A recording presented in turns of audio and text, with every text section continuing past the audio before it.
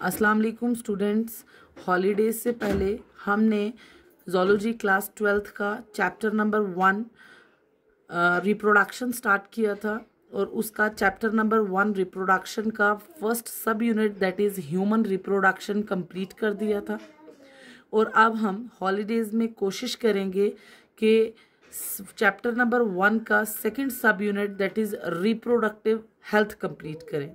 अब हम अपना फर्स्ट चैप्टर का सेकंड सब यूनिट स्टार्ट करते हैं जिसे कहते हैं reproductive health. What is reproductive health?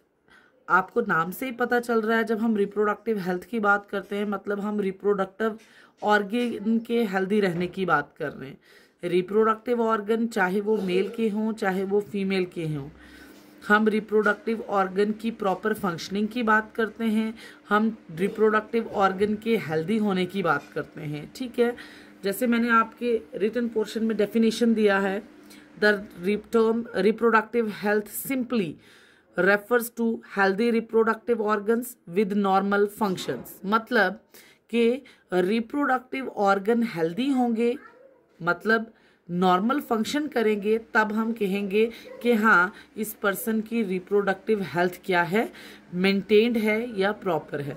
ये सिंपल वर्ड्स में डेफिनेशन है, लेकिन WHO के अकॉर्डिंग रिप्रोडक्टिव हेल्थ की डेफिनेशन है, according to world health organisation reproductive health means a total well being in physical, emotional, social, behavioural aspect in reproduction. WHO के according अगर हम रिप्रोडक्टिव हेल्थ की बात करते हैं तो हम कहते हैं जब पूरी तरीके से टोटल वेलबींग किसी भी पर्सन की फिजिकली फिट होगा, कोई पर्सन इमोशनली फिट होगा, कोई पर्सन सोशली फिट होगा, कोई वो पर्सन बिहेवियरली फिट होगा, टोटल वेलबींग होगी किसी पर्सन की, तभी हम कहेंगे कि उसकी रिप्रोडक्टिव हेल्थ भी क्या है, प्रॉपर तरीके से मेंटेन्ड है। ऐसा नहीं है रिप्रोडक्टिव हेल्थ ठीक है, फिजिकली ठीक है, लेकिन बिहेवियर उसका घर में अपने छोटों के साथ अपने बड़ों के साथ बिहेवियर अच्छा नहीं है, ठीक है, उसका सोसाइटी में इंटरेक्शन अच्छा नहीं है, तब इस पर्सन को हम पूरी तरीके से हेल्दी नहीं कह सकते हैं।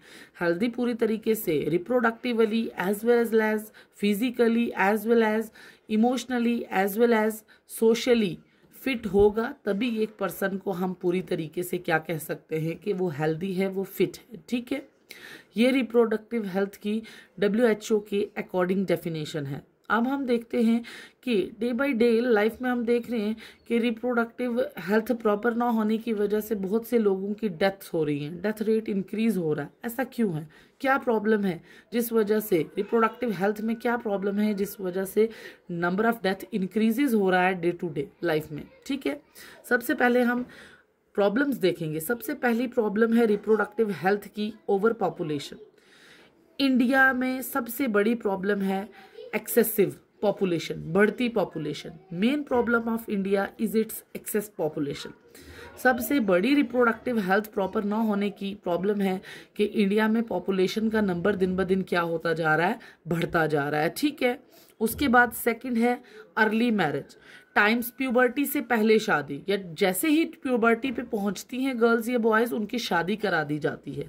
उनको अभी रिप्रोडक्शन के बारे में एग्जैक्ट नॉलेज ही नहीं होता, उनको प्रॉपर तरीका ही सेक्सुअल इंटरकोर्स का नहीं पता होता, उनको रिप्रोडक्टिव हाइजीन के बारे में पता ही नहीं होता, उनकी शादी करा दी जाती है, जिस वजह से क्या होता है रिप्रोडक्शन के बारे में प्रॉपर नॉलेज ना होने की वजह से, बहुत सी चीज़ों ना होने की पता से उनकी जो रिप्रोडक्टिव हेल्थ है वो प्रॉपर मेंटेन्ड नहीं रहती है।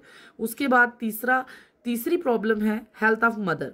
अब अर्ली क्या बहुत सी इंडिया की सोसाइटीज़ में है, बहुत से जगह जल्दी बच्चों की शादी करवा दी, बाल विवाह जिसे कहते हैं, चाइल्ड मैरिज जिसे कहते हैं, जल्दी शादी करा दी जाती है। अब जल्दी शादी जब करा दोगे उस वजह से early marriages led to several diseases in mother. जल्दी शादी होने की वजह से अभी फीमेल के रिप्रोडक्टिव ऑर्गन इतने मेंटेन्ड नहीं होते, अभी यूट्रस इतना मेंटेन्ड नहीं है, अभी यूट्रस इतना मैच्योर नहीं है कि वो यंग वन को अपने अंदर ग्रो कर सके। उस वजह से बहुत सी फीमेल्स में बहुत सी डिजीजेस भी काज हो जाती हैं। ये भी एक बहुत बड़ी प्रॉब्लम है जो रिप्रोडक्टिव हेल्थ को मेंटेन्ड नहीं रख सकती है। उसके बाद है डिफॉर्मिटीज़।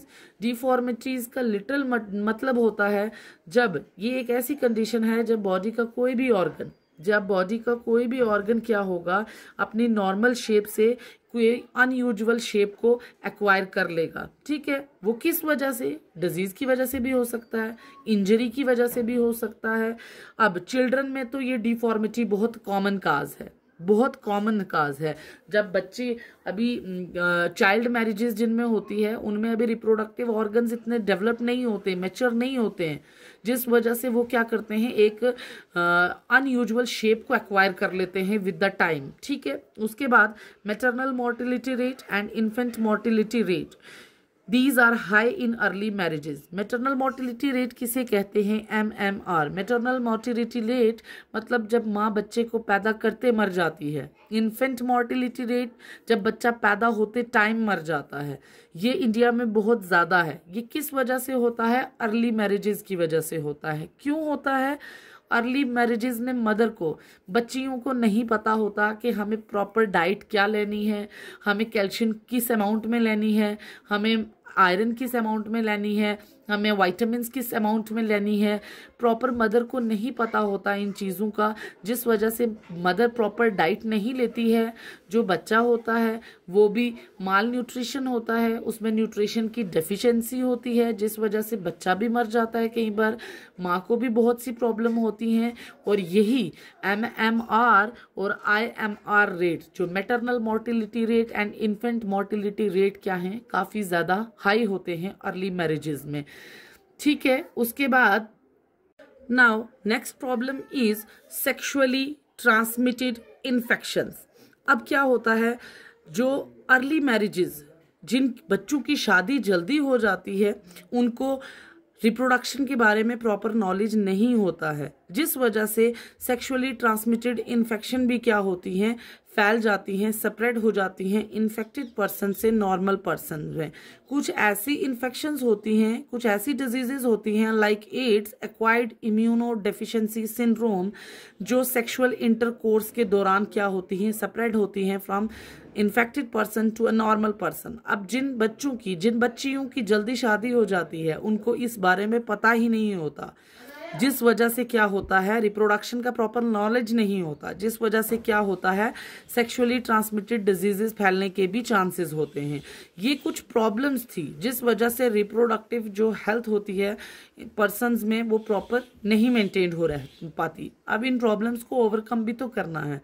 अब इन प्रॉब्लम्स को ओवरकम करने के लिए कुछ स्ट्रेटेजीज आई, कुछ स्टेप्स आए, जिनने इन प्रॉब्लम्स को, रिप्रोडक्टिव हेल्थ की को क्या किया, ओवरकम किया। सबसे पहली फैमिली प्लानिंग प्रोग्राम आया। फैमिली प्लानिंग प्रोग्राम में का गोल क्या था? उनका गोल था कि हमने रिप्रोडक्टिव हेल्थ को अचीव करना है, रिप्रोडक्टिव हेल्थ को मेंटेन करना है, जिसके लिए उनने कुछ प्लान्स और प्रोग्राम्स शुरू किए, जिसे कहते हैं फैमिली प्लानिंग प्रोग्राम। ये सबसे पहले 1951 में इंडिया ने इनिशिएट किया था, स्टार्ट किया था। किसके लिए? रिप्रोडक्टिव हेल्थ को अचीव करने के लिए। ठीक है, अब फैमिली प्लानिंग प्रोग्राम को commonly known as or popularly known as reproductive and child health care program भी कहा जाता है। ये एक इम्पॉर्टेंट MCQ है कि फैमिली प्लानिंग प्रोग्राम को पॉपुलरली किस नाम से जाना जाता है? फैमिली प्लानिंग प्रोग्राम को पॉपुलरली RCH प्रोग्राम के नाम से जाना जाता है।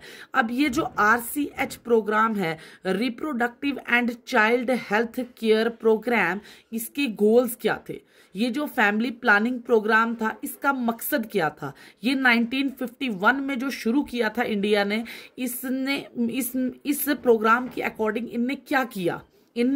इसके एम्स थे कि इनने लोगों में अवेयरनेस फैला दी रिप्रोडक्शन के अकॉर्डिंग। ठीक है, अब हम गोल्स देखेंगे। इसका सबसे पहला गोल अवेयरनेस अबाउट रिप्रोडक्शन के बारे में जागरूकता लोगों को अवेयर करना, बताना। Audio visual and print media, governmental and non-governmental organization are doing a good job to create awareness among people about reproduction in human। अब ये जो फैमिली वेलफेयर प्लानिंग प्रोग्राम था, अब इनने लोगों के अंदर जागरूकता पैदा की, किसके बारे में? रिप्रोडक्शन के बारे में।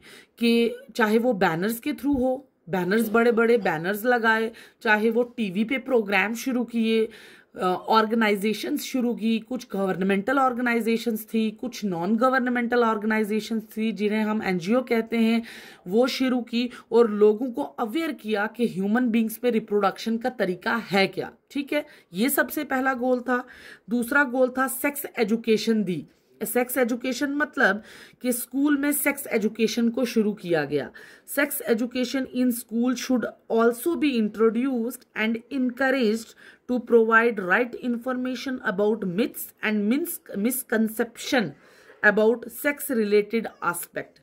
अब स्कूल्स में एक क्लास शुरू की जिसमें बताया गया कि सेक्सुअल इंटरकोर्स का सही तरीका क्या है। जो पुरानी मिथ्स मिसकंसेप्शन थे सेक्स रिलेटेड, उनको खत्म किया गया और एक प्रॉपर वे, एक प्रॉपर तरीका बताया गया रिप्रोडक्शन का। ठीक है, next, knowledge of growth of reproductive organs and sexually transmitted infection. अब रिप्रोडक्टिव ऑर्गन कब मैच्योर होते हैं, रिप्रोडक्टिव ऑर्गन की ग्रोथ कब होती है, सेक्सुअली ट्रांसमिटेड इन्फेक्शंस क्या हैं, उनके बारे में बताया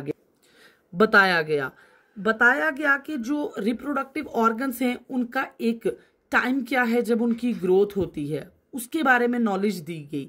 सेक्सुअली ट्रांसमिटेड इन्फेक्शंस के बारे में बताया गया। Proper information about reproductive organs, के रिप्रोडक्टिव ऑर्गन्स के बारे में, कब उनकी ग्रोथ हो रही है, कब वो मैच्योर हो रहे हैं। एडोलिसेंस के बारे में बताया। What is adolescence? एडोलिसेंस एक ऐसे पीरियड को कहते हैं जो चाइल्डहुड और एडल्टहुड, जब कोई भी पर्सन चाइल्डहुड से एडल्टहुड की तरफ जाता है, उस पीरियड को क्या कहा जाता है? उस पीरियड को कहा जाता है adolescence. Safe and hygienic sexual practice बताई गई कि आप जो सेक्सुअल इंटरकोर्स करेंगे वो सेफ होना चाहिए, एक प्रॉपर तरीका होना चाहिए, एक प्रॉपर वे होना चाहिए और हाइजीन मेंटेन रहनी चाहिए। ठीक है। दूसरा, सेक्सुअली ट्रांसमिटेड इन्फेक्शन, जिसे हम सेक्सुअली ट्रांसमिटेड डिजीजेस भी कहते हैं, जैसे कि एड्स हैं जो इन्फेक्टेड पर्सन से नॉर्मल पर्सन में सेपरेट होती हैं, उसके बारे में लोगों को बताया गया, नॉलेज दी गई, सो दैट के रिप्रोडक्टिव हेल्थ जो है वो मेंटेन रह सके। ठीक है। उसके बाद नेक्स्ट स्ट्रेटेजी है birth control devices and care of mother and child. अब जो फर्टाइल कपल्स हैं, fertile couples and peoples of marriageable age group should know available birth control devices, care of pregnant mothers, postnatal after birth care of the mother and child, importance of breast feeding.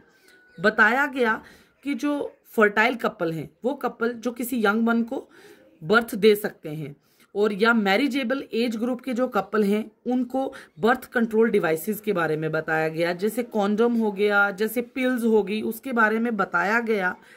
उनको pregnant mother की care के बारे में बताया गया कि कैसे की जाती है प्रेग्नेंट वुमेन्स की केयर, उनको क्या डाइट में दिया जाता है, न्यूट्रिशन किस अमाउंट में दी जाती है, कैल्शियम किस अमाउंट में दी जाती है। उसके बाद डिलीवरी के बाद, बर्थ के बाद पोस्ट नेटल केयर मदर की बताई गई, मदर की डिलीवरी के बाद क्या दिया जाता है खाने को, उसको एक प्रॉपर डाइट दी जाती है, उस चाइल्ड की प्रॉपर केयर बताई गई। उसके बाद चाइल्ड को प्रेफर किया गया, जो न्यूली बॉर्न बेबी है उसको प्रेफर किया गया ब्रेस्ट फीडिंग, क्योंकि breast feeding is very important for newly born baby. ठीक है। उसके बाद next is amniocentesis. Amniocentesis is a technique used for foetal sex determination and disorder test. Sex determination जो ये एमिनोसेंटेसिस है, एक ऐसी टेक्निक है जिसमें हम जो पेट में पल रहा बच्चा है उसके सेक्स को डिटरमाइन कर सकते हैं, और दूसरा उसमें डिसऑर्डर को चेक कर सकते हैं। किसके बेस पे? क्रोमोसोमल पैटर्न, जो बेबी के बाहर मैंने आपको बताया था कोरियन, एमनियन, एलेंटॉइस, ये एक्स्ट्रा एम्ब्रियोनिक मेम्ब्रेन्स होती हैं। बेबी के बाहर एमनियोटिक बैग प्रेजेंट होता है। इस एमनियोटिक बैग में एमनियोटिक फ्लूइड प्रेजेंट होता है। उस एमनियोटिक फ्लूइड में हम क्रोमोसोमल का पैटर्न देखते हैं। क्रोमोसोमल का पैटर्न देख के हम ये चेक कर सकते हैं वेदर मेल है पेट में या फीमेल है, वेदर कोई डिसऑर्डर है मेल में, क्रोमोसोमल डिसऑर्डर या नहीं है। ठीक है, बट एक चीज ध्यान में रखना कि इंडिया में एमिनोसेंटेसिस बैंड है। इंडिया में it is legally band for the determination of sex, क्योंकि लोग क्या करते थे, सेक्स को डिटरमाइन करते थे, फिर फीमेल फर्टिसाइड करते थे। फीमेल फर्टिसाइड का मतलब कि अगर पेट में बच्ची है और बच्ची को मार दिया जाता था। इसीलिए इंडिया में इस प्रैक्टिस को, इस टेक्निक को, एमिनोसेंटेसिस को बैन कर दिया गया, क्योंकि इसका मिसयूज होने लगा था फीमेल फर्टिसाइड के लिए। ठीक है, इसको अभी भी यूज किया जाता है, लेकिन सिर्फ डिसऑर्डर के टेस्ट के लिए, सेक्स डिटर्मिनेशन के लिए यूज नहीं किया जाता था है। This is all about our first lecture. Now हम आगे भी पढ़ेंगे। ये बहुत ज़्यादा लंबा भी सब यूनिट नहीं है, शॉर्ट सा सब यूनिट है। इसके बाद हम इसकी पॉपुलेशन स्टेबलाइजेशन पढ़ेंगे, उसके बाद हम बर्थ कंट्रोल मेथड्स पढ़ेंगे। ठीक है, ये this is little about intro, what is reproductive health. ठीक है, ओके, अल्लाह हाफिज।